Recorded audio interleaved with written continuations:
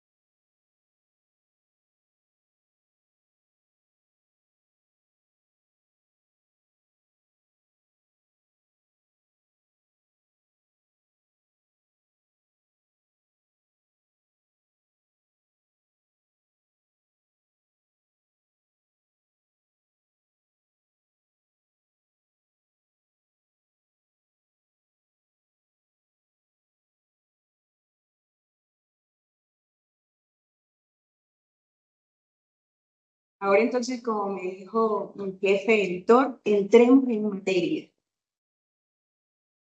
Podemos poner la presentación. La presentación de las siguientes. Muy bien. Bueno, voy a dar, con permiso de Catherine, voy a darme espalda para poder mirar hacia allá, porque si entonces veo hacia acá y no los veo a ustedes al mismo tiempo. Bien, este libro es un libro que se logró en coedición con la Universidad Cooperativa de Colombia y la Universidad de Colima, de la mano de Ediciones UCC, Ediciones de la Universidad y Ediciones de la Universidad de Colima. El fruto del tomo 8 de la colección de pensamiento global del Centro de Pensamiento Global de la Universidad Cooperativa de Colombia. Así editores, mi persona, mi servidor y el profesor, el doctor Ángel Mitchell de Colima.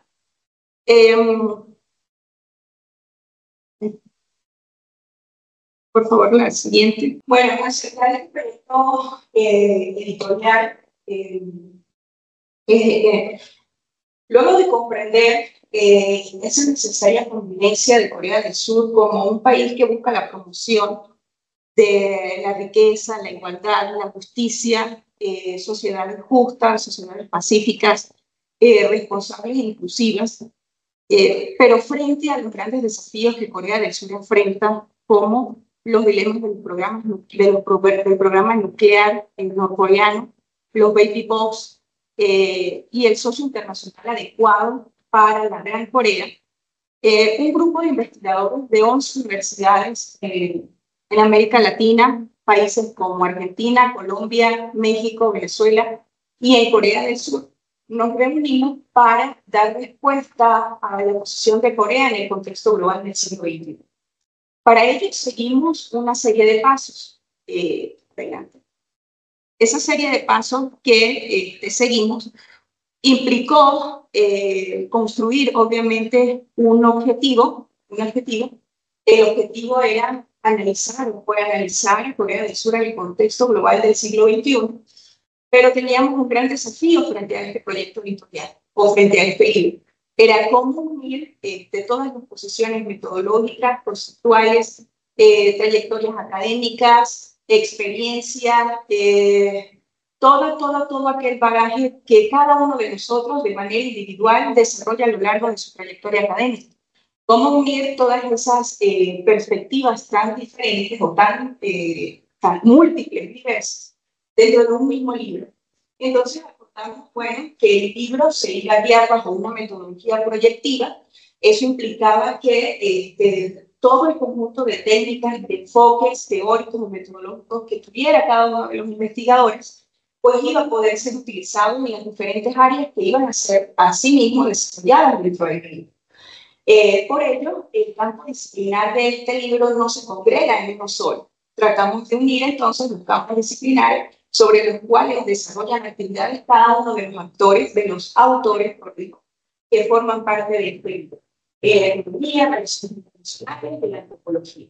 ¿Qué buscábamos finalmente nosotros con todo esto? Bueno, nuestra contribución era, o fue básicamente conducir, o es básicamente conducir al lector hacia la configuración de todas las estrategias y de las actividades que Corea del Sur realiza como planes concretos en su política exterior, en sus estrategias de internacionalización, en sus estrategias de inversión extranjera directa, pero también en sus estrategias de cooperación académica, de política educativa, de política de dinámica corporativa de género, en términos de igualdad de género, pero muy importante todo lo relacionado con arte y con cultura. Entonces, todo eso quisimos entonces conducir o quisimos establecer este resultado final para que un lector conocedor o no conocedor de lo que es Corea del Sur, ¿verdad?, pueda entonces fascinarse por todo este escenario. Bajo esa mirada, entonces el libro finalmente logramos establecer capítulos, construir capítulos y ubicarlos en ejes temáticos. El libro en general está establecido o está conformado para series temáticas. Pero para nuestra comunidad, en la presentación que hoy estamos teniendo, pues solamente dedicamos o establecimos, dividimos tres. Unimos los series temáticos en tres. Dentro del primer temático, la política externa y la cooperación, entonces incluimos a estos 5 capítulos, estos 4 capítulos corridos, el capítulo 1, el capítulo 2, el 3 y el 5. En el primero, Bárbara Caballero y Matías Benítez se dieron a la tarea de analizar la política de cooperación de Corea del Sur respecto a América Latina relacionado con innovación y tecnología enfocado en la inteligencia artificial. Ellos realizaron un trabajo laborioso, prolijo, respecto a realizar el recuento histórico de la política de innovación enfocada en la inteligencia artificial, pero también acerca de cuáles son los planes concretos de cooperación que Corea del Sur está desarrollando en todos los países de América Latina. Ellos se dieron un recorrido en América Central, América del Sur, ¿verdad? América del Norte, y entonces establecieron toda, le especificaron claramente cuáles eran las políticas que Corea del Sur está generando a nivel de cooperación respecto de estos países en América Latina.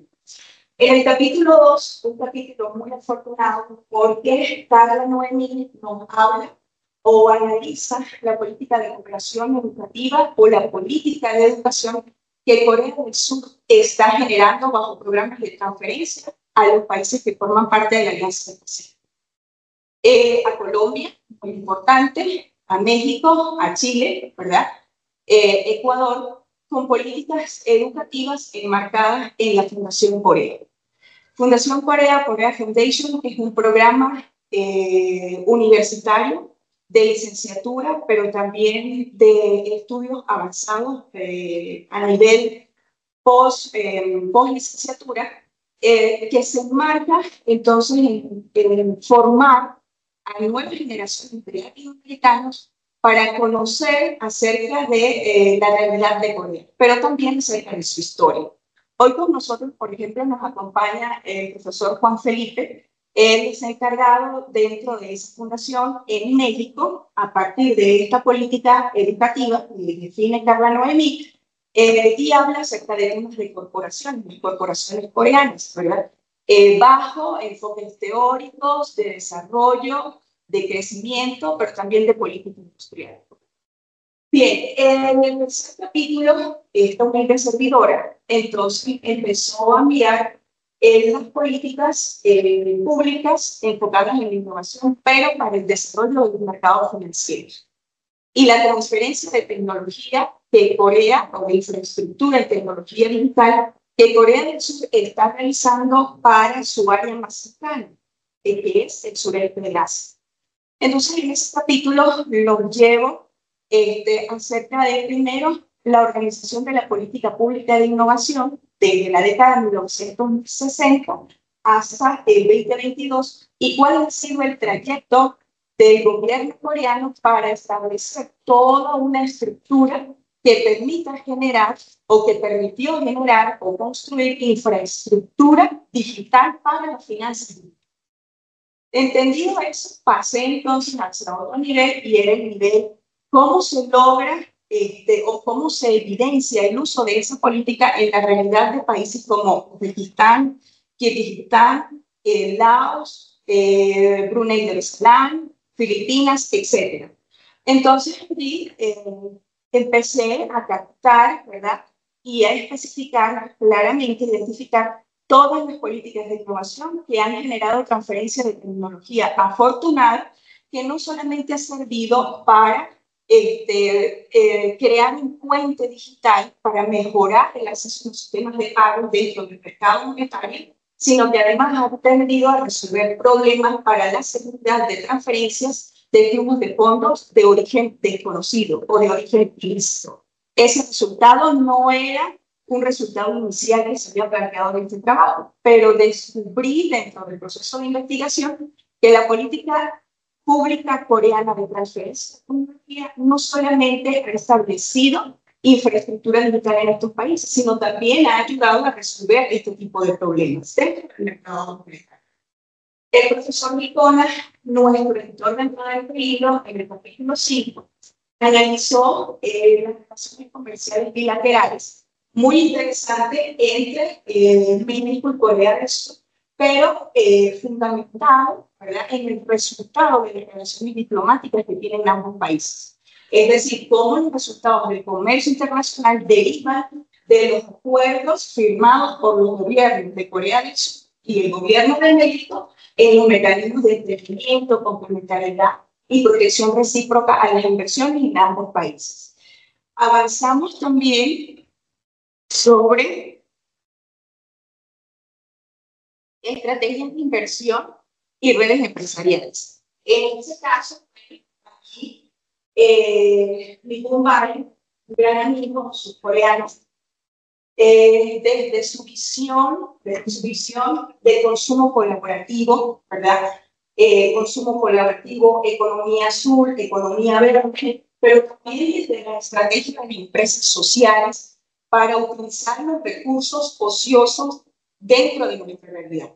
Y entonces, ¿cómo hacer un consumo más responsable a partir de estrategias colaborativas dentro de la economía regenerativa, dentro de nuevos modelos alternativos de nuevas generación de riqueza y utilización de esa riqueza? Él estudió el caso de Corea relacionado con Brasil, con la experiencia de Brasil. Siempre tratamos dentro del libro atraer la experiencia de un país que se supone muy lejano y de una cultura que es completamente distinta a nuestra realidad latinoamericana. Entonces, él en este caso, desarrolló entonces su investigación uniendo las relaciones de Corea o las realidades de Corea con la realidad de Brasil en términos de consumo colaborativo. En el capítulo 6 de estrategia de inversión, Víctor Manuel y María del Carmen revisaron o analizaron un tema que para nosotros, estudiosos de Corea del Sur, siempre ha sido un tema traído a la mesa. Y es básicamente el desarrollo, la visión de la política desarrollista, ¿verdad? Cómo Corea logró el crecimiento y el desarrollo que actualmente tiene desde la visión desarrollista, desde la visión de la política industrial desarrollista, donde hay apoyo fundamental y exclusivo guiado por el Estado, quien orienta a todos los demás actores que forman parte de la realidad del país o de la realidad de esta economía, pero es realizar un contraste, o su aporte fue realizar un contraste respecto a la política actual de Corea del Sur, en la cual Corea del Sur es definida como uno de los países o una de las economías más complejas a nivel mundial. Entonces ellos realizaron aquí dentro de su trabajo un contraste de visión tradicional o de visión histórica con la visión que actualmente define la realidad económica de Corea. Y en el capítulo 7, allí, por el profesor Juan Felipe y esta humilde servidora, entonces tratamos de mostrar interacciones de redes encerradas de corporaciones, es decir, mostrar la estrategia de internacionalización de las corporaciones privadas en Corea del Sur, pero bajo algo que él me definía en una reunión que tuvimos en Medellín como la estrategia del espagueti, como el bol de un espagueti, donde los fines, los recursos, los medios y los fines finalmente se interrelacionan entre sí y no puede encontrarse una línea recta como la que nosotros conocemos, sino que entendemos que la inversión nace desde una corporación nacional coreana y se va difundiendo hacia otras corporaciones que se instalan en otros países y que siguen el modelo, por ejemplo, del PSO. Pero él nos va a comentar hoy en su participación más profundamente acerca de este trabajo, de este capítulo, del capítulo 7. Y finalmente, en la sección de cooperación en arte, cultura, dinámica corporativa, de género y relaciones intercoreanas, bueno, intervino el trabajo de Juliana. Hoy Juliana, afortunadamente la tenemos con nosotros, nos va a hablar acerca de la dinámica corporativa o el liderazgo femenino y la igualdad de género en las corporaciones. Y ella trató el caso de Colombia relacionado con Corea del Sur. Entonces no hablo de porque ella es la experta y nos va a contar acerca de todo. En el capítulo 9, bueno, tenemos a alguien quien merece todo nuestro reconocimiento, respeto, que es la doctora Silvia Selickson. Tiene amplísima trayectoria y conocimientos en la relación cultural de Corea del Sur con México, pero también con el mundo. Ella es la persona encargada del Museo de Artes del Mundo, ¿verdad? ¿O me equivoco? El Museo Moderno de Arte del Mundo es. Me equivoco, ella nos va a corregir ahora en público y nos va a mostrar acerca de la realidad de acuerdos firmados en el gobierno, pero hecho antes. Entonces, ya para no decir, aquí la tenemos aquí y nos va a comentar acerca de esto. Y el capítulo 10, obviamente nosotros no podíamos cerrar este libro sin uno de los grandes, sin uno al Museo Nacional de Culturas del Mundo. Muchas gracias, Caterina. Así se llama. No podríamos cerrar este libro sin tratar uno de los temas más sensibles en la realidad de la Gran Corea. Y es, obviamente, la política nuclear o la política desnuclear de Corea del Norte y los impactos que obviamente tiene esta política respecto a lo que les mencionaba al comienzo de este lanzamiento, respecto a los socios, al socio más adecuado a nivel mundial. ¿Por qué? Bueno, porque ya entonces empiezan las discusiones y las tensiones políticas con respecto a China, con respecto a Japón y muy importante con respecto a Estados Unidos. Entonces, en el libro nos vamos con ese capítulo que analiza las razones de la encrucijada y del dilema en el cual actualmente se encuentra la realidad de la Gran Corea. La Gran Corea, sabrán ustedes, que es Corea del Norte y Corea del Sur. No podemos hablar de una sola Corea sin tener en cuenta a las dos Coreas. Bueno, dejamos hasta aquí, dejo hasta aquí la mesa servida, porque ahora, o el escenario servido, porque ahora entonces vamos a tener a nuestros autores, ponentes invitados, que nos van a hablar y van a profundizar acerca de sus capítulos. Allí les digo Oseu, que significa bienvenidos, vengan rápido, porque en coreano se utiliza la palabra pali pali, todo es rápido, es ya. Entonces, por eso, vengan rápido, bienvenidos a ustedes, vengan rápido aquí, ya, en este momento. Ok, bueno, muchas gracias a nuestros ponentes quienes han tenido paciencia en esperarnos, agradecerles por el trabajo comprometido y brillante que nos brindaron en este libro, que hacen hoy realidad esto. Muchísimas gracias, honrada por compartir con ustedes el trabajo. Tenemos con nosotros a Juliana Correa Jaramillo. Ella es negociadora internacional de la Universidad de AFID, magíster en Relaciones Internacionales con énfasis en Seguridad y Desarrollo de la Universidad Autónoma de Barcelona. Es magíster en Hermenéutica Literaria de la Universidad EAFIT, estudiante del programa doctoral de Estudios Sociales, Culturales y Tecnológicos de la Universidad Oberta de Cataluña. Se desempeña actualmente como directora de Relaciones Internacionales y Cooperación para el Desarrollo del Instituto de Estudios Políticos UORON y como coordinadora del área académica en internacionalización de la empresa en la Universidad de AFIT. Además es docente de pregrado en cursos de negocios internacionales, mercadeo, negociación y estudios globales, donde dicta cursos relacionados con Asia-Pacífico.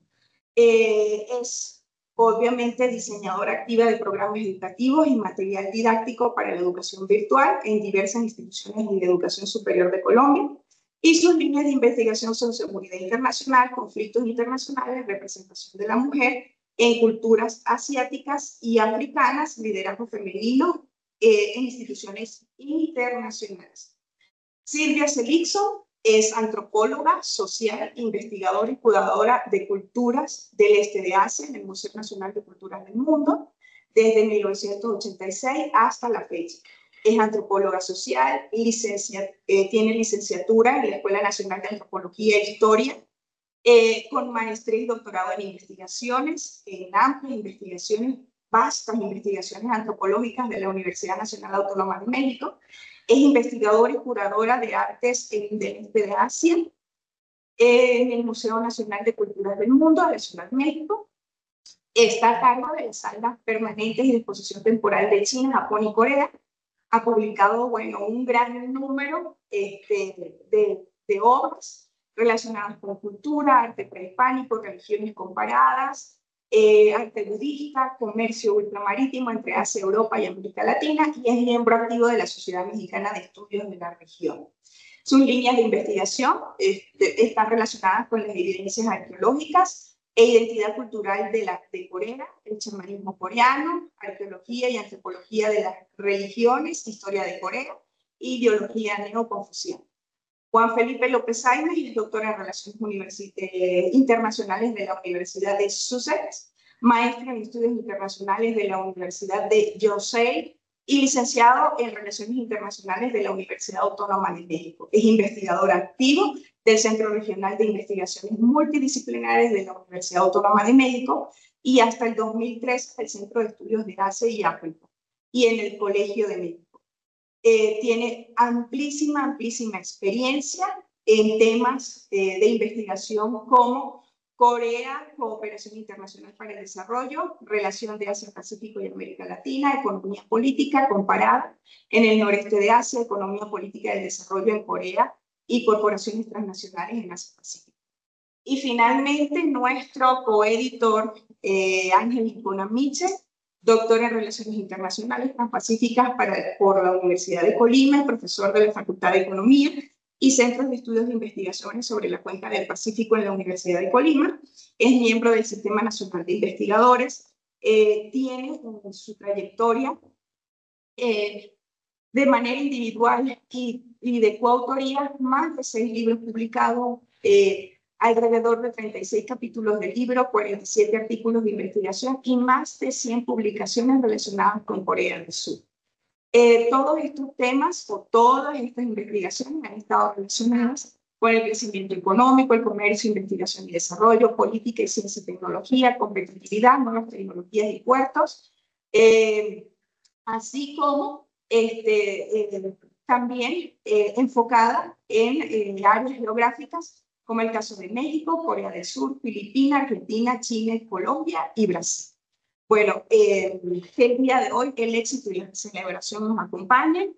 La palabra es de todos ustedes. Adelante. El orden, empezamos con Juliana, proseguimos con Silvia, seguimos con Juan Felipe y finalizamos con Ángel. Entonces, adelante. Muchas gracias, Satsidi, y a todos los que nos están acompañando en esta presentación del libro. Primero que nada, pues agradecerles a todos por estar presentes en este espacio.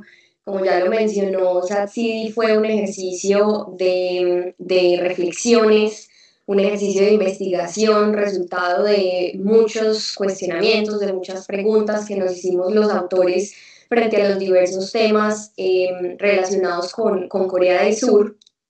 Puntualmente, como lo decía también Satsidi, mi capítulo del libro se titula Dinámica Corporativa de Género o Corporate Gender Dynamics. Es uno de los capítulos que está escrito en inglés puntualmente. Es un análisis comparativo entre el liderazgo femenino en Colombia y Corea del Sur. Este capítulo básicamente lo que intenta hacer es explorar cómo se manifiestan y cómo se enfrentan los retos de liderazgo femenino en estos dos países, puntualmente hablando del sector corporativo. Se habla de las barreras y las oportunidades de crecimiento que resultan de la inclusión de mujeres en el ejercicio de liderazgos medios y altos. Y pues es un tema que no solo yo creo que podemos estar de acuerdo en que es uno de esos hot topics o trending topics en este momento, porque la inclusión femenina dentro de los ejercicios de toma de decisiones no es solamente una cuestión de justicia, sino que también es una oportunidad de mejora organizacional para las diferentes empresas. Esta reflexión o esta pregunta yo me la hice hace ya pues muchos meses, puntualmente desde mi trabajo de tesis doctoral.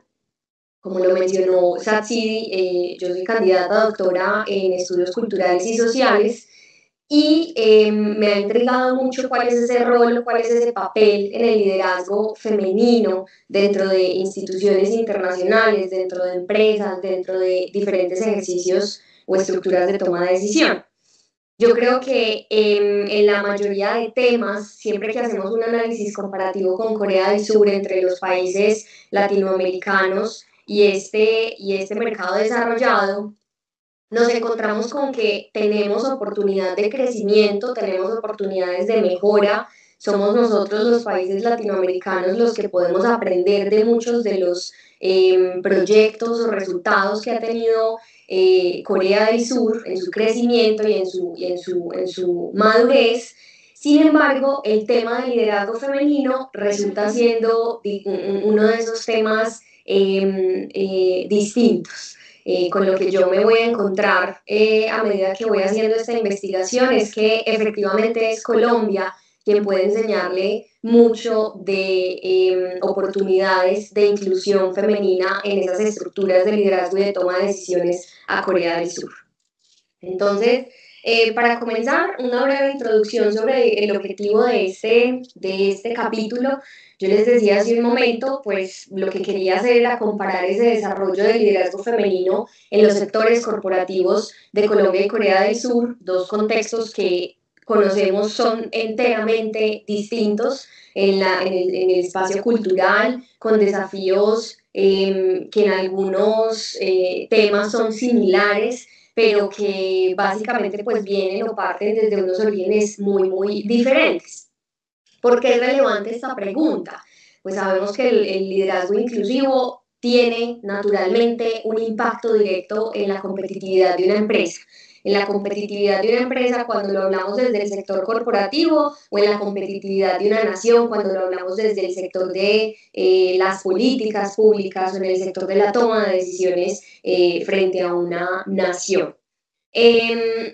Adicionalmente, lo que yo también quería analizar era esas culturas corporativas de ambos países, en donde se maneja el tema de la inclusión, en donde se habla de los diferentes empleados o líderes que son valorados más por sus habilidades y no por los componentes interseccionales que les caracterizan, es decir, el género, raza, estatus socioeconómico o demás. Y pues además, en un mundo o en una estructura actual en donde donde la equidad de género cada vez es más reconocida como un derecho, cada vez es más reconocida como una ventaja competitiva incluso, que nosotros logremos entender cuáles son esas barreras culturales o esas barreras sociales que tienen estos países, nos permite también comprender qué tipo de soluciones es que necesitamos implementar para mejorar la capacidad de estas diferentes estructuras. Dentro de la justificación y relevancia de mi estudio, pues la pregunta de por qué es importante estudiar el liderazgo femenino en estos contextos, pues existen muchas razones. Primero, porque hay un impacto positivo dentro de lo que es la inclusión femenina en el desempeño empresarial, en cualquiera de los dos contextos, incluso pues lo incluyo dentro de mi capítulo. Hay numerosos estudios, incluyendo el Banco Santander, que publica constantemente informes y datos en donde se menciona que las empresas que suelen ser más inclusivas terminan siendo más innovadoras. Tienen mejor retención de talento, tienen una capacidad de flexibilidad y de adaptabilidad a todos los problemas que es mucho más fuerte que el resto de compañías. Incluso esta mañana, en una de mis sesiones de clase de posgrado, hablaba con mis estudiantes sobre números, datos que indican que compañías con una junta directiva que tiene equidad de género, igual número de mujeres y hombres, terminan siendo juntas directivas que toman decisiones mucho más eficientes a largo plazo para las compañías. Incluso hay una cifra de un 15% de mayores ganancias monetarias en aquellas empresas que tienen participación de mujeres dentro de sus juntas directivas. En Colombia, entonces, por ejemplo, las mujeres todas enfrentamos desafíos culturales que afectan obviamente este avance profesional, que afectan obviamente esta capacidad de crecer en el sentido de los puestos de liderazgo. Y en Corea del Sur, aunque la presencia femenina se ha venido aumentando en el sector corporativo y en el mercado laboral en general, todavía hay unos niveles jerárquicos inamovibles, mucho más estructurados, mucho más fuertes, casi que impenetrables, precisamente porque existen algunas condiciones distintas a las que podemos encontrar en Colombia. Dentro de esa comparación de las barreras culturales que hice, pues encontré que en cada contexto, por ejemplo, en Colombia, aunque hay avances significativos dentro de las oportunidades de educación, dentro de la representación de mujeres en niveles de mando intermedios, todavía nos encontramos con una cultura organizacional que es muy tradicional en las empresas, que todavía limita ese acceso de las mujeres a los campos de liderazgo precisamente por una estructura patriarcal que es dominante. Y en Corea del Sur, ese sistema jerárquico presenta los desafíos que les mencionaba anteriormente. Por ejemplo, que se espera que los empleados estén en una estructura de ascenso muy estricta, de ascenso profesional muy estricta, muy leal a las compañías, y eso dificulta en muchas ocasiones que las mujeres puedan ocupar cargos ejecutivos precisamente porque en esa escalera corporativa no cabe el espacio o el tiempo para la maternidad, para las responsabilidades atribuidas a los roles de género, especialmente para las mujeres. Esas barreras culturales, por ejemplo, pues terminan impactando de manera significativa y muy directa a las mujeres en su espacio para avanzar.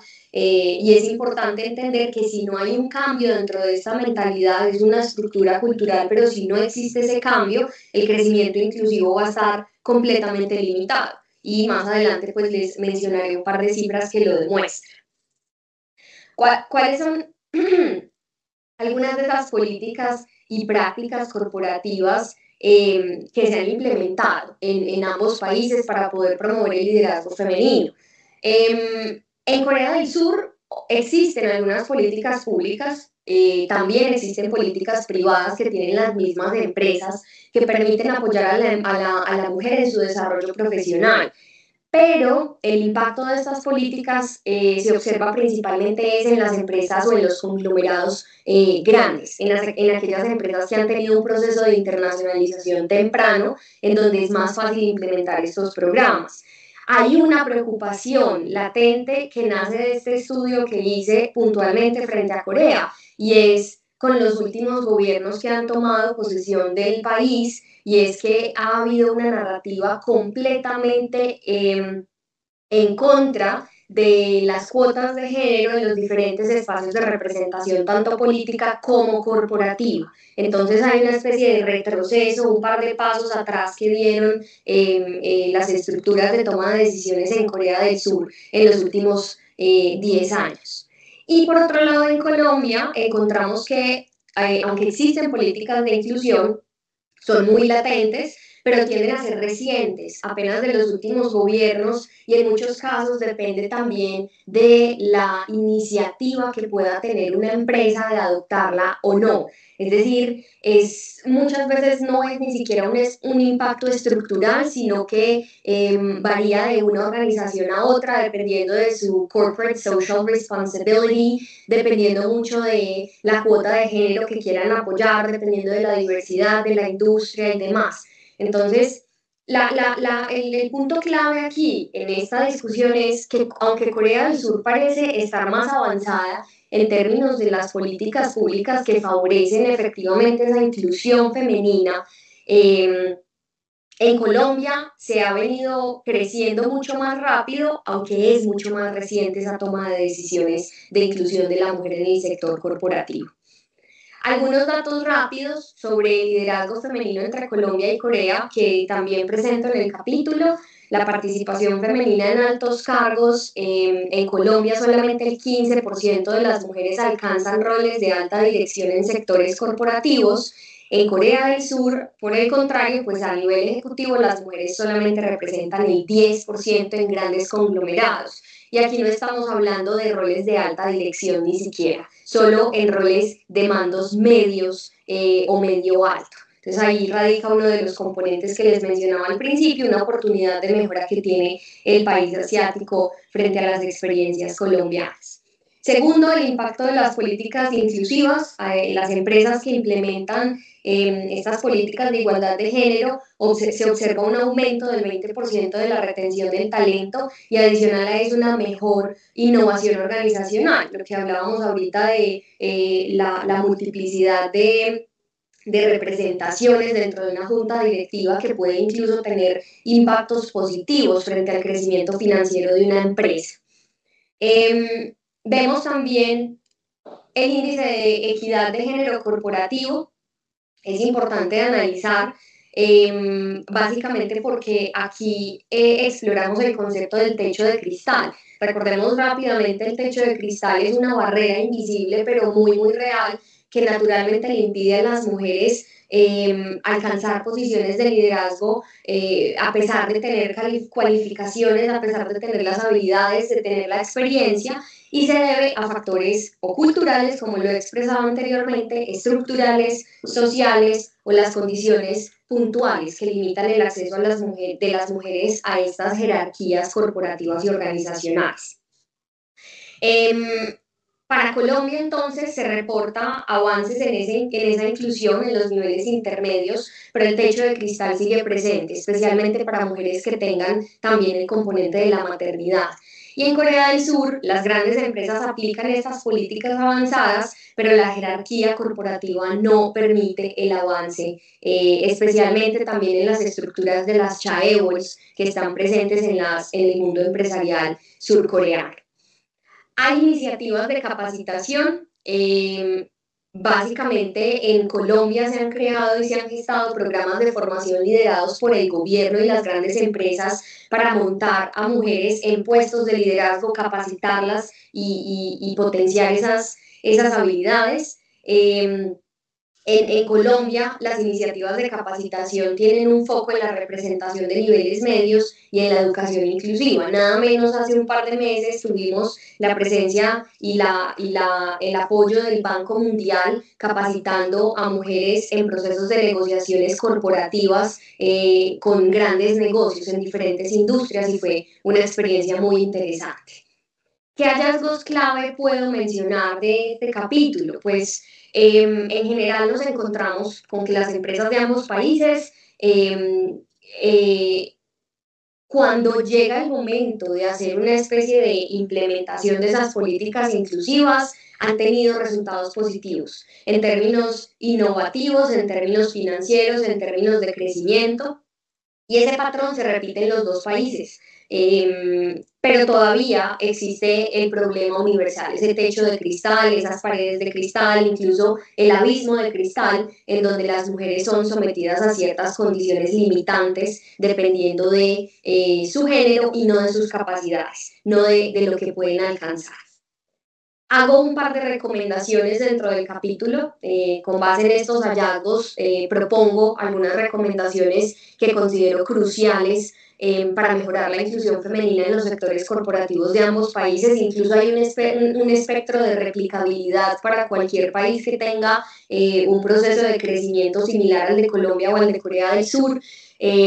Primero, hablando desde las políticas de igualdad de género, cómo se deben integrar estructuralmente en las diferentes áreas de una organización, en las diferentes áreas de un gobierno, y no solamente depender de esas iniciativas aisladas que llegan dependiendo de cada uno de los gobernantes de turno. Segundo, la promoción de la capacitación y el desarrollo de la mujer desde momentos tempranos en su carrera corporativa. Eso ayuda a crear estas bases sólidas a mujeres líderes que quieran participar en esos roles de alto mando para avanzar en su carrera. Y por último, el compromiso que deben tener las empresas para una cultura inclusiva en todos los niveles, es decir, cambio de mentalidad que valore la diversidad como uno de los pilares fundamentales para el éxito. Finalmente, algunas conclusiones. pues viendo que ambos países han logrado avances importantes, incluso hago un análisis entre el avance de los objetivos de desarrollo sostenible en algunos de los apartados, en algunos de los indicadores que tiene este ODS. Se demuestra que la inclusión de género en los niveles altos de las organizaciones pues no debería ser no solamente un tema solamente de justicia social, sino también una estrategia que impacte el desempeño de las organizaciones, el desempeño de las industrias y por ende el desempeño de cada uno de los países. Finalmente, pues es un llamado a la atención, es un llamado a la acción, es un llamado a la decisión para que las organizaciones se sientan inspiradas también a implementar estos cambios, no solamente desde un sentido moral, no solamente desde un sentido de justicia, sino incluso para poder obtener los mejores resultados económicos y financieros para cada una de sus corporaciones. Muchas gracias por su atención. Ahora es momento de escuchar a Silvia. Vamos a proyectar su presentación. Profesora, un momento, espérenos, por favor.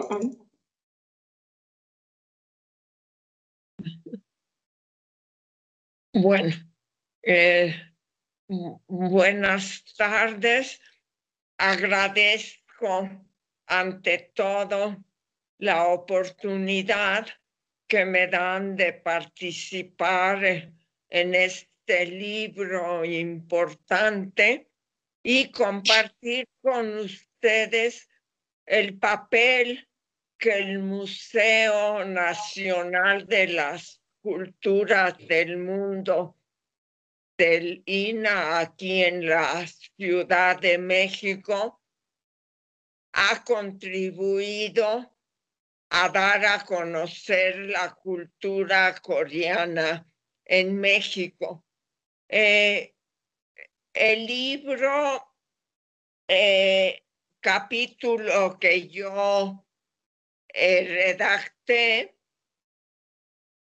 comprende 3 secciones: en la introducción, las relaciones culturales entre México y Corea, enfatizando los acuerdos que en el aspecto de cooperación en educación y cultura se llevaron a cabo en la primera reunión sobre dicha cooperación en 1966, en la cual se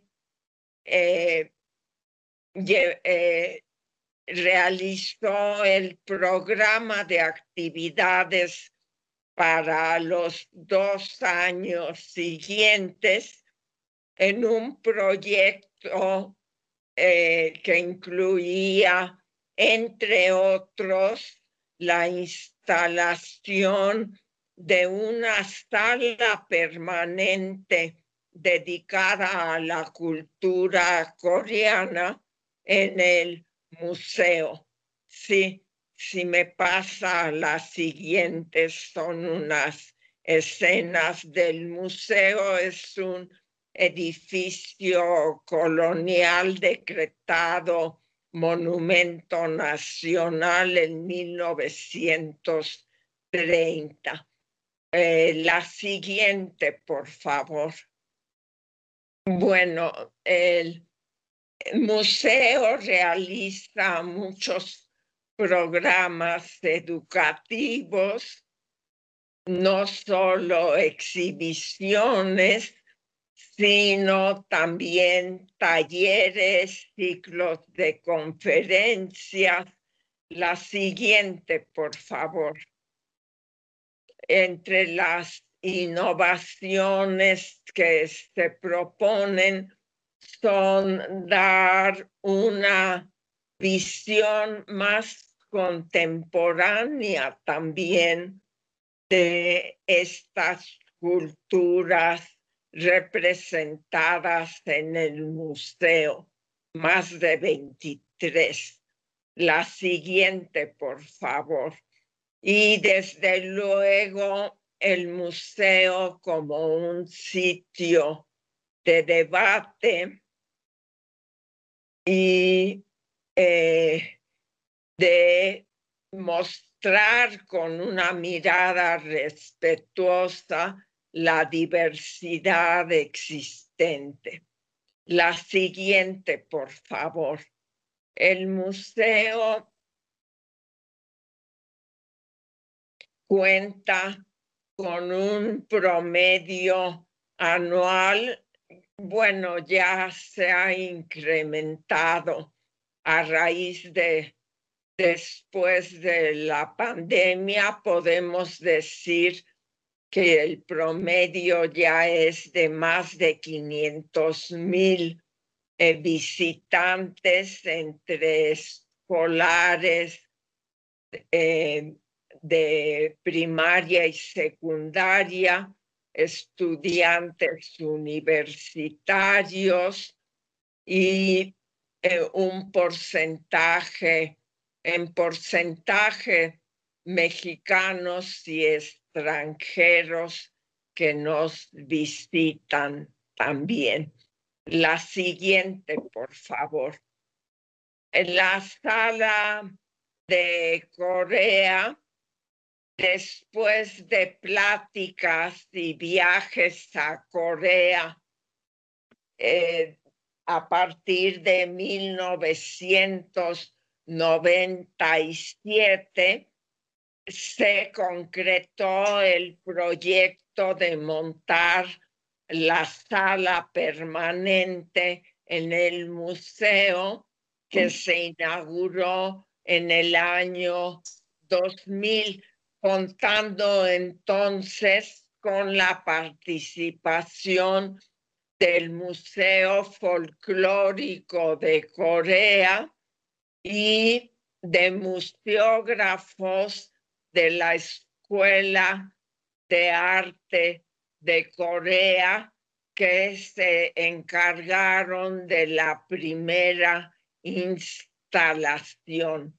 La siguiente, por favor. Les muestro algunas de las instalaciones que ellos llevaron a cabo. La siguiente, por favor. Aquí está la sala original de el año 2000. La siguiente, por favor. En el año de 2013 se llevó a cabo la renovación de la sala en un espacio más grande y en otra ubicación, con la finalidad de mostrar las peculiaridades de la cultura coreana comparadas con las de China y Japón, salas que también se renovaron entonces con el proyecto general del museo. La siguiente, por favor. Aquí tenemos otra vista.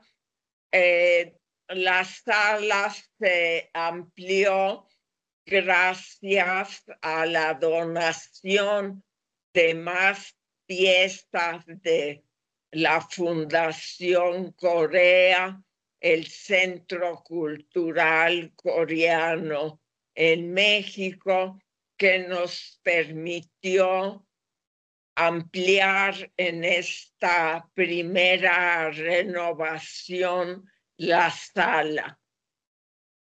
La siguiente, por favor. Bueno, les muestro algunas de las piezas, muchas réplicas de tesoros nacionales de Corea. La siguiente, por favor. Piezas de celadón y instalación de la sala femenina, de la recreación, la siguiente, la sala femenina, la siguiente, indumentaria de la boda tradicional, la siguiente de la religión autóctona, el musoco, el chamanismo, la siguiente, por favor, máscaras e instrumentos musicales. La siguiente, por favor. En 2019 se amplió la sala gracias a la aportación del Centro Nacional de Tesoro de Bienes Intangibles de Corea, más de 100 piezas en comodato de sobresalientes artesanos y artistas coreanos y que me permitieron hablar y exhibir un poco, ilustrar la vida social y religiosa tradicional de Corea,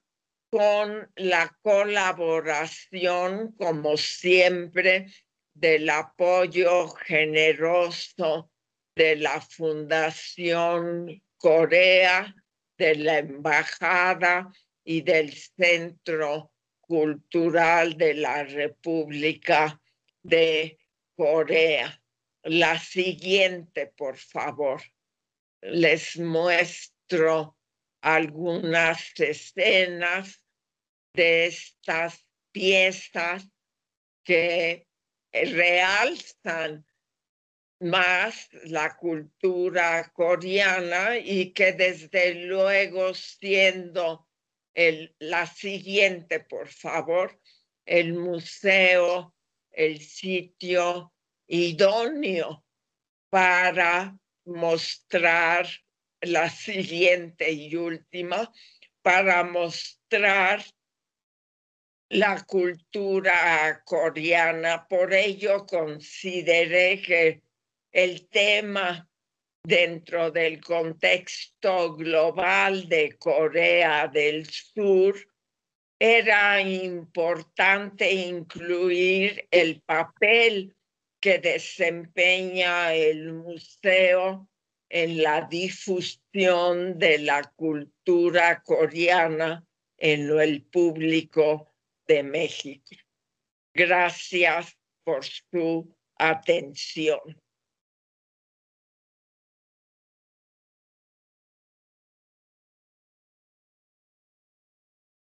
Muchas gracias, profesora Silvia.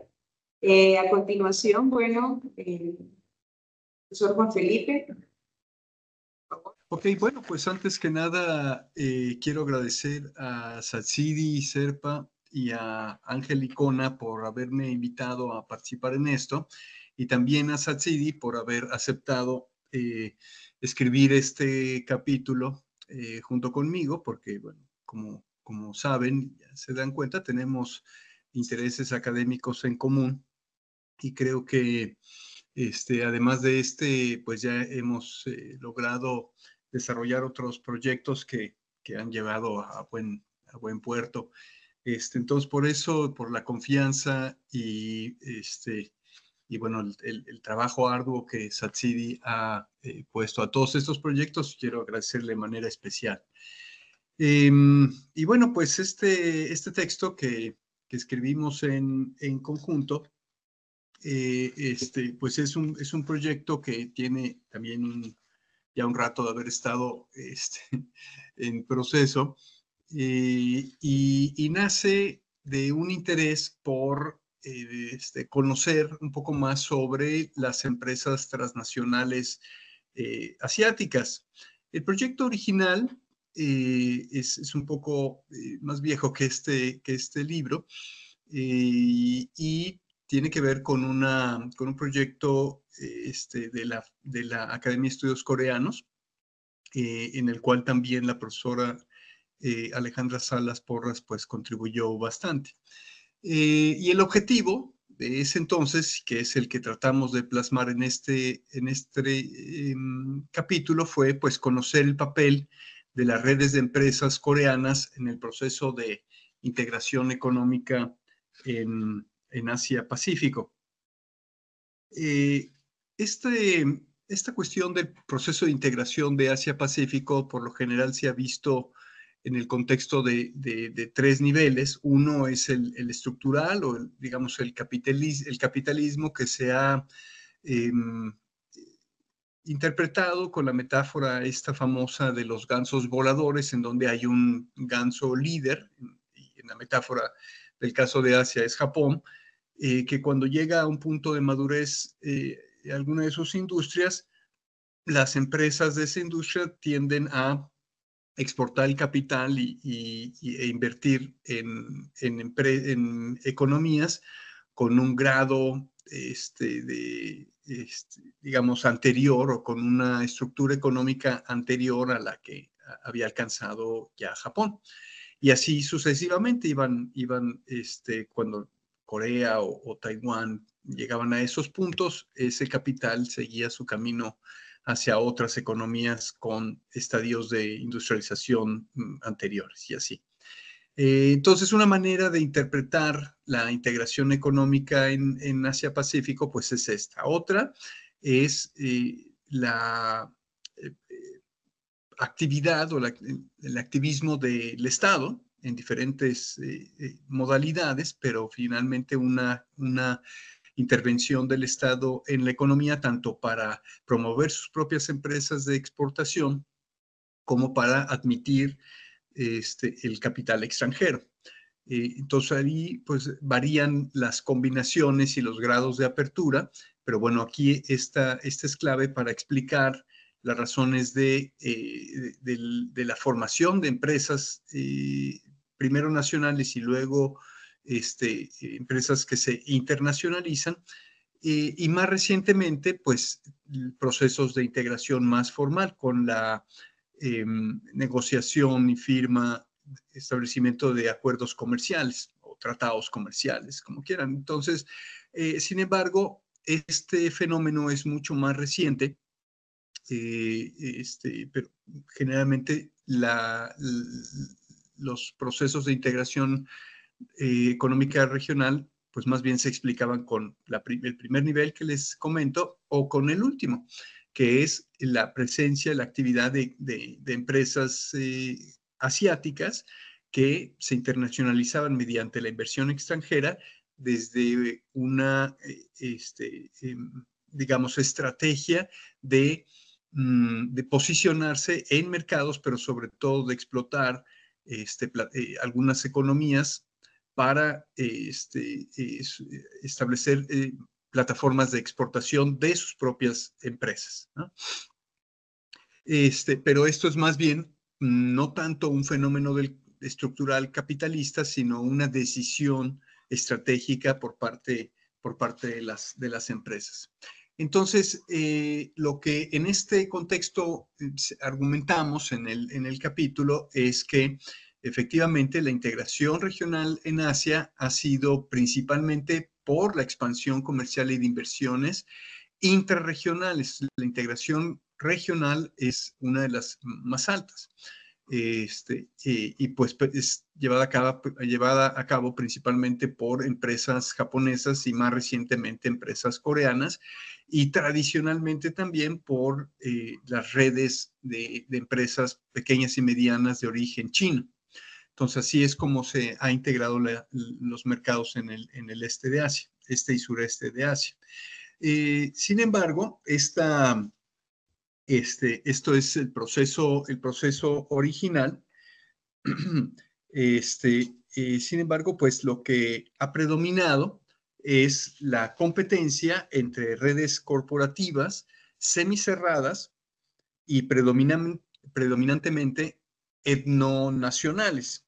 Por ejemplo, las figuras del Keiretsu, en el caso de Japón, o los Chaebol, en el caso de Corea, o las redes chinas, pues son los principales agentes de este proceso de integración, pero hay muy poca cooperación entre estas diferentes redes o entre estas diferentes formas de organización corporativa.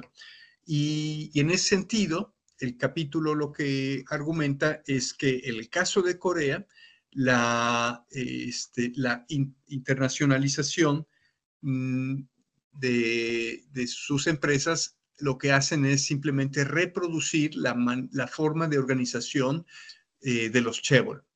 Y esta forma de organización la describimos con un poquito de detalle en una parte del capítulo. Este capítulo se estructura en tres secciones. Hacemos un vistazo y una pequeña revisión de literatura sobre los procesos de integración regional en Asia. Después hay otra sección donde revisamos los rasgos de la organización corporativa coreana. Y por último, también hacemos una revisión muy somera de dos casos. Uno es de la industria electrónica, Samsung Electronics en Vietnam, y de la industria automotriz, el caso de Hyundai Motors Company en China. Ahora, ¿qué es lo que desarrollamos en el capítulo? Bueno, pues antes de la formación de los grandes acuerdos regionales que actualmente están vigentes, recientemente están vigentes en Asia-Pacífico, o los transregionales, como el TPP, más 11. Y las economías de Asia, pues más bien se caracterizaban por preferir los mecanismos comerciales multilaterales, pero ante su crisis y sobre todo ante la formación de otros bloques económicos y comerciales en los principales mercados como Estados Unidos o Asia, pues Japón, Corea y también un poco China más recientemente optaron desde los años 90 por negociar acuerdos comerciales bilaterales o subregionales. Los únicos que habían hecho algún tipo de esfuerzo por hacer, digamos, estructuras de integración formal fueron los países en el marco de la Asociación de Naciones del Sureste de Asia, o la ASEAN. Y bueno, pues esa era, digamos, las principales iniciativas, y duró tanto tiempo sin acuerdos más formales o institucionales, por un factor histórico muy relevante, que todavía de hecho es un impedimento para una mejor coordinación y cooperación entre las partes, sobre todo en el noreste de Asia, de China, Japón y Corea, por pues asuntos históricos no resueltos y sospechas o desconfianza a las iniciativas que provengan de Japón, ¿no? Por un pasado de expansión colonial que fue pues bastante violento y abusivo de su parte. Pero bueno, esto no impidió que las corporaciones japonesas desde los años 70 y 80 pues se expandieran con este propósito de solventar los problemas estructurales que ya tenían en su propia economía, con pues el fenómeno de los gansos voladores. Y de esta manera, empezando por Japón, pues las economías y los mercados de Asia y del sureste de Asia empezaron un proceso de integración. Ahora, la idea dominante de este proceso es que pues la región presentaba etapas escalonadas de desarrollo industrial y esto propiciaba el fenómeno de esta metáfora explicativa de los gansos voladores en cuanto a la integración de mercados por parte de empresas mediante inversión extranjera directa, sin que los gobiernos intervinieran de manera significativa. En todo caso, lo harían como facilitadores del comercio y la inversión. Pero de esta discusión se brincó, pues, digamos, se ha dejado un poco de largo qué pasó en medio, pero ahora de lo que más se discute después de los gansos es la forma de organización actual en redes o cadenas globales de valor o de producción, por considerarlas más dinámicas y más eficientes. Entonces, ahí esa explicación no está todavía, digamos, cómo llegaron de una parte, digamos, de hablar solamente de integración por los gansos voladores con este fenómeno de división del trabajo que explica la integración regional, para que ahora todo el mundo quiere tener una parte del proceso o quiere formar parte del proceso de integración mediante redes, ¿no? Entonces ahí no está muy claro qué pasó antes y en el capítulo pues buscamos sondear ese tema, no a profundidad, pero nos da oportunidad de hacerlo después. Y bueno, lo que vemos es que esta perspectiva neoliberal de las redes y las cadenas globales o regionales de valor asumen que los gobiernos se hacen a un lado y que todos se benefician de la generación de empleo que proveen las corporaciones transnacionales asiáticas que invierten en la región y además piensan bueno, esta idea de que se benefician por la transferencia tecnológica, una vez que las empresas líderes se instalan o instalan procesos productivos de bienes de alta tecnología, ¿no? Como automóviles o bienes electrónicos. En estos, no obstante, se habla menos que es principalmente en los segmentos del proceso productivo con menor valor agregado, por tratarse de fábricas básicamente de ensamblaje. Y también hay esta ilusión de que se benefician las economías que reciben este capital porque forman o fortalecen empresas locales, pero bueno, muchas veces son empresas que ya están o son empresas extranjeras que se instalan ahí, pero finalmente son empresas que forman parte de segmentos de productos más bien genéricos, no tanto de alta tecnología o algunos servicios. O sea, finalmente todo esto ciertamente genera empleos y algo de tecnología puede adquirirse. Y algunas empresas locales se pueden beneficiar, pero bueno, en realidad es algo muy limitado. Y es que, por lo general, este tipo de discusiones suelen pasar por alto la importancia de la propiedad y el gobierno corporativo, pues de los conglomerados coreanos y también de los conglomerados japoneses que invierten en la región. Y este es un punto crítico que nosotros tratamos de desarrollar en nuestra colaboración en el capítulo. Y esto pues tiene que ver con la naturaleza cerrada de un gobierno corporativo de índole familiar, casi por parte de los chaebol coreanos, que se reproduce. Pues esta dinámica y esta forma de estructura y organización productiva se reproduce en el exterior, incluyendo los mercados de Asia, en donde invierten tanto en proyectos de Greenfield como joint ventures o alianzas estratégicas, o también en fusiones y adquisiciones. Y esto entonces, desde esta perspectiva crítica, significa que la integración ocurre en el marco de la competencia entre redes, ciertamente, pero son redes etnonacionales, o sea, con un componente étnico y nacionalista de origen japonés o coreano, en el que tienen poca interacción entre estas redes. A menos que esta cooperación se extraiga por medio de regulación de los gobiernos locales. Por ejemplo, el caso de China, que vamos a ver en un momento, o que se distingue muy bien en nuestro capítulo, el ejemplo de Hyundai Motors en China.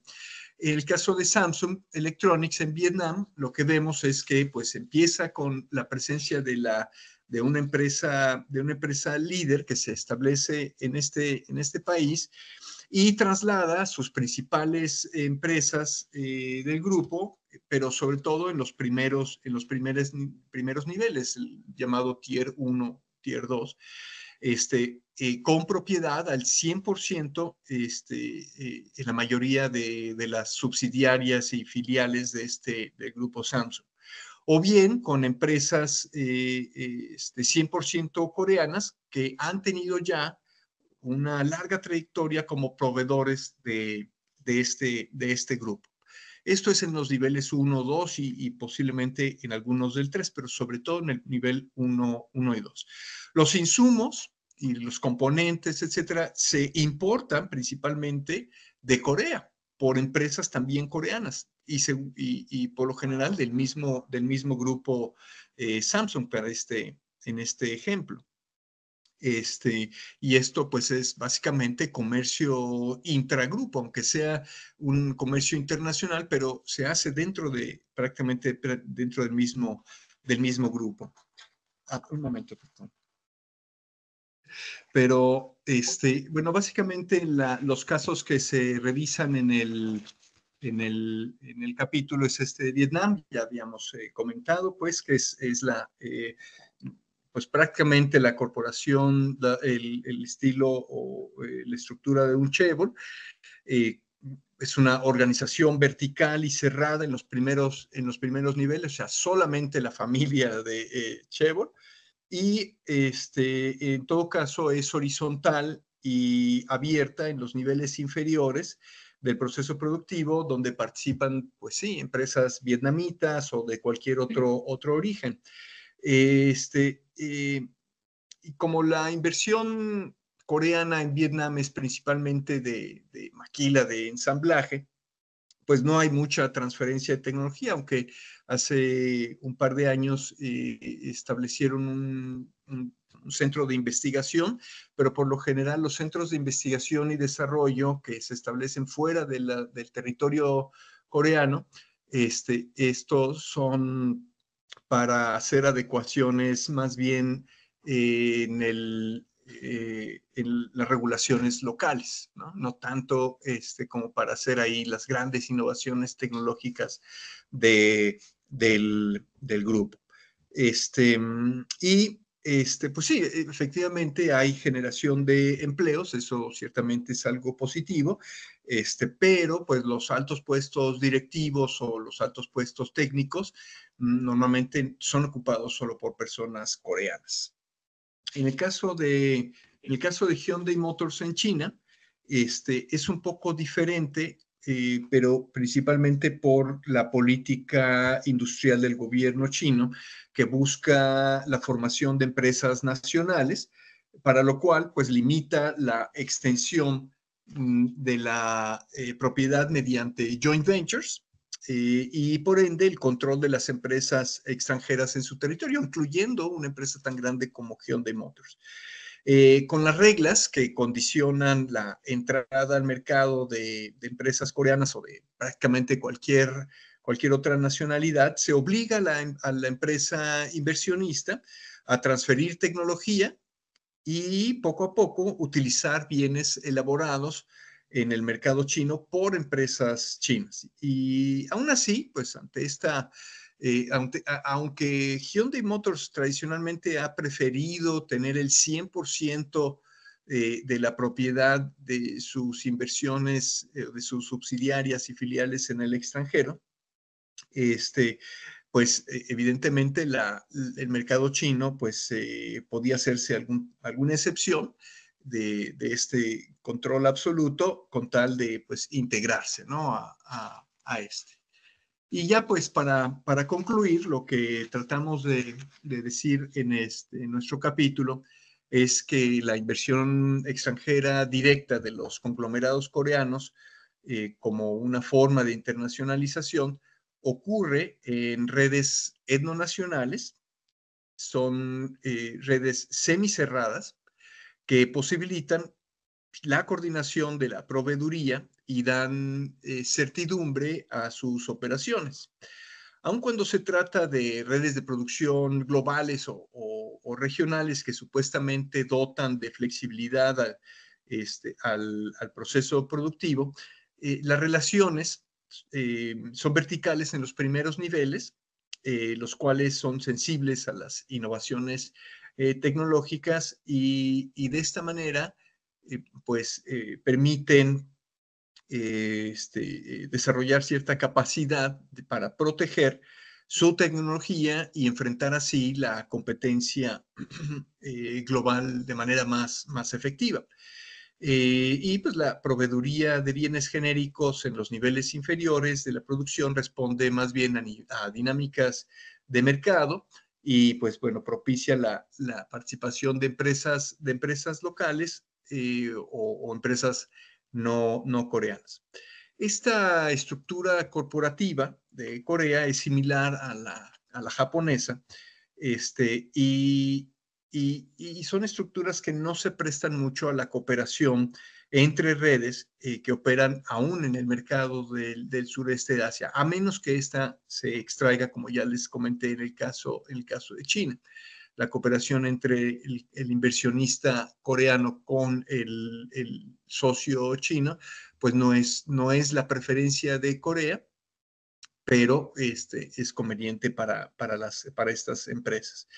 Y cuando vemos esta forma de relacionarse entre redes que no cooperan entre sí y que aún así pues se discute o se argumenta que la integración regional en Asia es mediante inversión extranjera, pues lo que nos toca ver, lo que me imagino que como se podría ver es que es una integración que parece un plato de fideos, así como el de esta imagen, en el que se pueden distinguir los colores nacionales, pensamos que cada uno de los colores es China, Japón o Corea o cualquier otro, que pues son de carácter étnico nacional y que pues compiten entre sí. Ese es de lo que trata nuestro capítulo. Esperamos que si se animan a leerlo, lo encuentren interesante y bueno, estas serían las notas que tenemos para ilustrar estos argumentos. Muchas gracias. Bueno, muchas gracias, profesor Juan Felipe, como siempre, impecable y brillante, así como todos los que estamos aquí. Adelante entonces, profesor Licona, nuestro cómplice, y con ese látigo ahí diciendo entreguen, que no encontramos, que no alcanzamos las fechas. Adelante. Excelente, bueno, pues buenas tardes, muchas gracias a todos y a todas. Primeramente inicio pues agradeciendo a la Universidad Cooperativa de Colombia y a la Universidad de Colima por esta oportunidad que nos dan de publicar este texto. Sin duda a todos los colegas que han participado, a la doctora Satsidi, que ha sido un gran enlace y un gran trabajo, de los que recuerdo, pues también Daniel, pues muchísimas gracias a todos y a todo el equipo editorial ahí de la Universidad Cooperativa y de la Universidad de Colima. Bueno, inicio para no llevarme más tiempo. En esta parte, además de estar como editor, pues yo trabajé en unas reflexiones que tienen que ver en el contexto de Corea del Sur y México, dos socios que hacen crecer su comercio en 6 décadas de relaciones diplomáticas. Eh, bueno, yo estoy, como ya se dijo, en la Universidad de Colima y bueno, vamos a tratar de hacer lo más ágil que se pueda esta presentación. ¿Por qué nace el interés en esta parte? Como ya se ha dicho, pues Corea juega un rol pues, muy relevante en el mundo y en particular con México, pues hay una gran presencia, ¿verdad? Y dentro de esta gran presencia que existe de pues, empresas coreanas, de inversión coreana, productos coreanos en nuestro mercado, pues es interesante lo que acontece, dado que pues sabemos la magnitud que tiene su territorio y sabemos la magnitud que tiene el territorio mexicano, que es pues yo creo que unas 10 veces más grande que Corea, pero en términos económicos, pues ahí van equiparando la riqueza que se genera en cada una de las dos naciones. Y es por ello que nace así mi interés de trabajar este capítulo. Bueno, doy una introducción. Bueno, Corea del Sur y México establecieron sus relaciones diplomáticas desde el 26 de enero del año 62. De igual manera, pues tienen algunos acuerdos entre los dos países y de igual manera han hecho también pues acuerdos al entre organismos internacionales como es lo que es el caso del GATT y la OMC en el caso de Corea ingresó al GATT en el 67 y México en el año 86 y ambos países al crearse la OMC pues son partes de este organismo de la Organización Mundial de Comercio y de igual manera, como decía, se establecen relaciones diplomáticas en el año 62 y en el año 67 ya Corea estaba entrando en la parte del GATT. En esos años de los 60, dado la promoción o política de promoción de exportaciones que tenía el país asiático, pues empieza también a vincularse con más países, ¿no? Y otra serie de eventos que estaban pasando en la escena internacional. Eh, Muchos países de aquí de América Latina, pues empiezan a establecer relaciones diplomáticas con dicho país. Bueno, en los años 60 el comercio entre los dos países, México y Corea, pues era casi nulo. Para los años 70 se empieza a dar un cierto crecimiento en el valor de estas transacciones comerciales, que se consolida en el presente siglo, ubicándose Corea del Sur entre los 5 países que más le venden a México. De igual manera, México se convierte entre los 10 países de los que más le compran a Corea del Sur. Entonces, con esta breve con esa introducción, para dar soporte a este trabajo que se presenta, pues me baso mis argumentos en lo que tiene que ver con la economía internacional y las instituciones.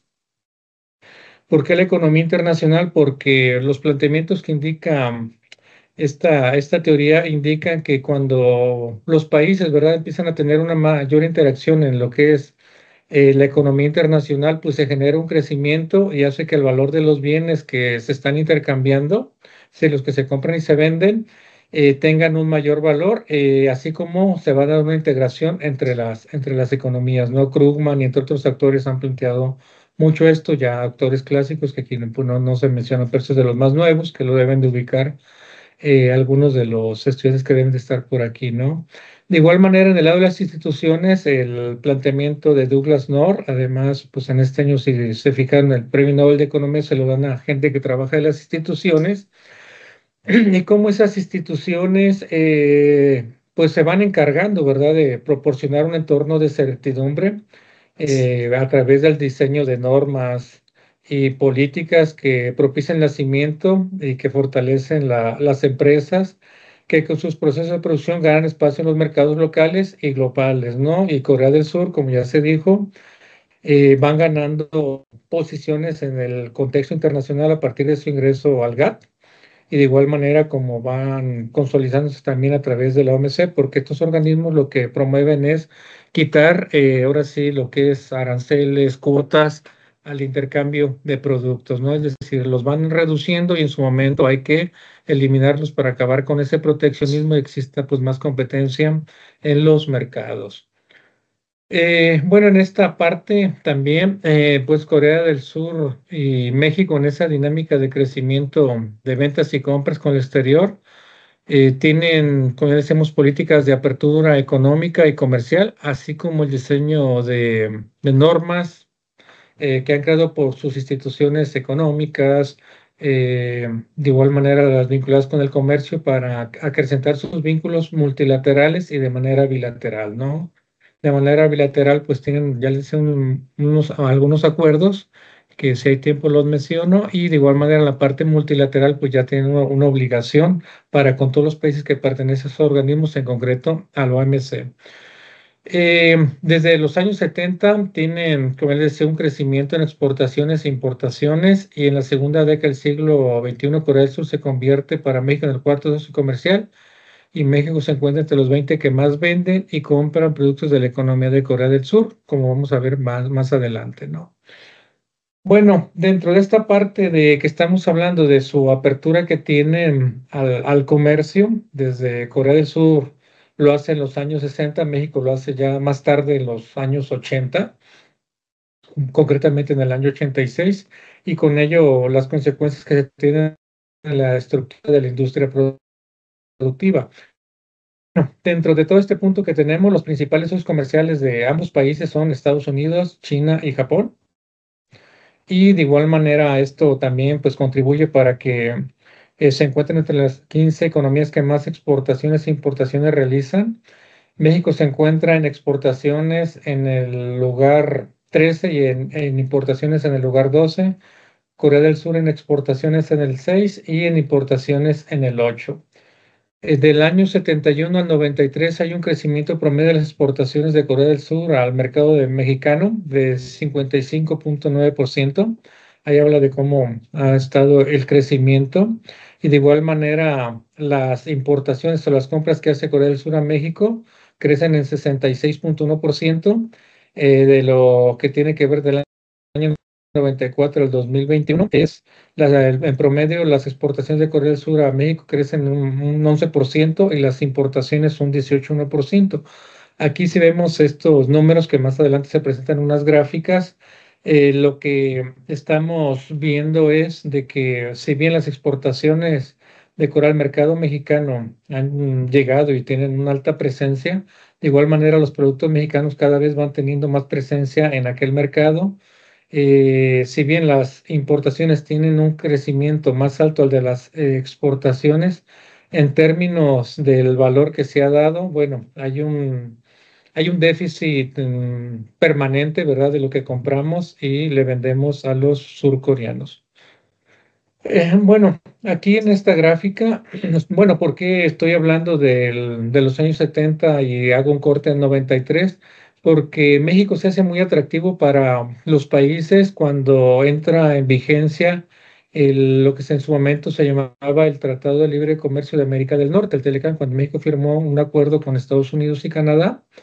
Y bueno, se firmó desde el año 92, pero entró en operaciones en el 94, donde bueno, se elimina una serie de restricciones a las exportaciones, de igual manera a las importaciones, y países de Asia y de Europa y de otras latitudes del globo terráqueo empiezan a ver a México como un atractivo, ¿verdad?, para posicionar sus productos en el mercado más grande, que es Estados Unidos. Por eso es que hago estos cortes, y de igual manera aquí pueden ver cómo se presenta el crecimiento de las exportaciones e importaciones entre Corea y México, y de igual manera cómo se da un crecimiento del comercio total entre los dos países, que es esta línea gris que ven aquí, y por ende las cifras que ya les mencionaba que alcanzan los 2 dígitos en promedio de crecimiento, donde exportaciones andan arriba de como 56% y las importaciones 66%. Pero el crecimiento del comercio, como ya se indica aquí, pues va siendo alto en términos de igual manera de la industria coreana, que tenía una gran presencia, y de igual manera una competitividad que va ganando. Desde, bueno, se empieza a visualizar desde los años 80, en los 90 se empieza a concretizar, y de igual manera facilite esto con el tratado que firma México para que más productos de ellos empiecen a entrar aquí por territorio mexicano, y de igual manera las inversiones de ese país al territorio mexicano, aunque en el capítulo no se habla de las inversiones, pero sí se habla de cómo fue influyendo en la parte del comercio.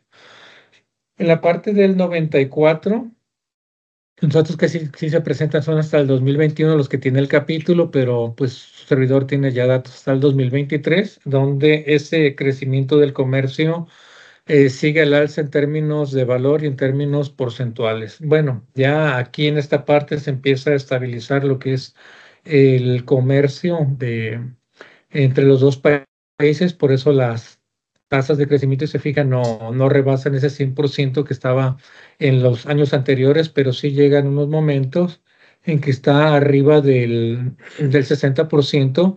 Y también aquí es importante decir que en esto es donde está el crecimiento arriba del 60%. En estos años del 2005, México y Corea empiezan a tener acercamientos para establecer un acuerdo de libre comercio, el cual al momento no se ha llegado, pero la dinámica comercial se sigue manteniendo. Posterior a estos años, también hay que marcarlo, los surcoreanos firman un tratado de libre comercio con Estados Unidos, que es su principal mercado. Y bueno, por lo tanto, bueno, aquí en el caso de México las negociaciones se estancan, ¿no? Y todos estos puntos hacen que México se convierta de los países de América en el segundo socio comercial de Corea del Sur, incluso superando a países que tienen tratado de libre comercio con ellos, como es el caso de Chile, la parte de Colombia, Perú y otros tratados que ha firmado recientemente con Centroamérica y de igual manera con Ecuador. Bueno, con Estados Unidos y Canadá, pues ya tenía tratado anteriormente, ¿no? Bueno, para ir cerrando, bueno, el comercio de Corea del Sur y México de estos años, como ya decía, en las 6 décadas, cómo ha crecido y hay un comercio acumulado, que estamos hablando de varios miles de millones de dólares. Las exportaciones que ha hecho Corea del Sur en términos acumulados superan los 180.000 millones de dólares, y las importaciones solo 59.000 millones de dólares, y lo cual nos habla de que en todos estos años hemos acumulado un déficit con esta economía de más de 121.000 millones de dólares. Pero también, bueno, los déficits en ocasiones, algunos se toman como que es algo malo, que es parte también en la escena política, ¿no? Dado que están saliendo más divisas y por lo tanto está perdiendo competitividad nuestro mercado, pero también habla de que hay un poder de compra en el mercado interno que está teniendo esos déficits y por lo tanto está pudiendo importar más. Claro, hay sus efectos en la estructura productiva, pero el capítulo no aborda esa parte, sino lo que trata de mostrarse es la magnitud que tiene el comercio y que lleva a que el país de México se convierta en el segundo socio ya les decía, del continente americano, superando las economías que ya mencioné y a otras que por largo tiempo han tenido también un acercamiento fuerte, como es el caso de Brasil, ¿no?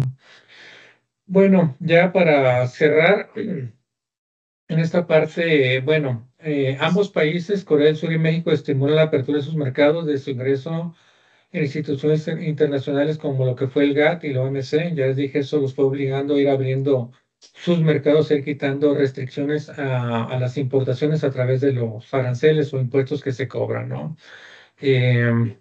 Bueno, ya como un dato también, si se fijan, Corea del Sur entró primero al GATT, lo hace después México, pero de igual manera el primer tratado de libre comercio lo firma México con Estados Unidos y Canadá en el 94, y ahora Corea tiene más tratados de libre comercio que los que tiene México. Corea del Sur y México forman parte de las 20 economías que más exportaciones e importaciones realizan en el mundo. Ya les decía, Corea del Sur está en el top 10, México pues ya está entre el lugar 12 y 13.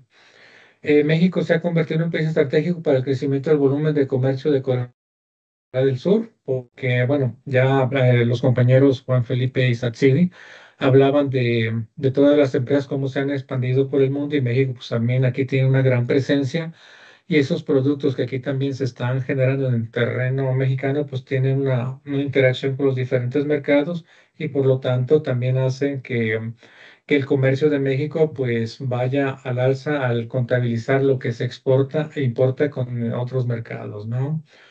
Ya les mencionaba, durante los años 70, antes de que entrara en vigor el Tratado de Libre Comercio, hay un crecimiento en exportación 55.9% y en importaciones 66.1%, ¿no? En el caso de ya del 94 a las primeras 2 décadas del presente siglo, en promedio las exportaciones tienen un crecimiento de 11% y las importaciones 18%. Y México, sin acuerdo de libre comercio con Corea del Sur, tiene alto nivel de crecimiento porcentuales en el comercio surcoreano. México, de igual manera, el segundo socio comercial más importante de América para los surcoreanos, ocupando en 2021 el lugar 9. Ya en este año 2024 estamos en el lugar 10, ¿no? Durante los años de 2020 al 2021, bueno, México representó en las exportaciones de Corea del Sur el 1.6%. En la actualidad ya andamos en aproximadamente en el 2%, ¿no? En las importaciones, al mercado surcoreano representa el 1.4%, pero ya subió, oscila entre el 1.6 y 1.8 en los últimos años, y vemos cómo a través de de establecer relaciones diplomáticas, seguir estableciendo una serie de acuerdos y integrándose en organismos internacionales, estos dos países van teniendo una integración en términos de las transacciones comerciales cada vez más altas. Bueno, pues con eso termino. Muchas gracias. Bueno, muchas gracias también a usted, profesor Licona, por su brillante presentación.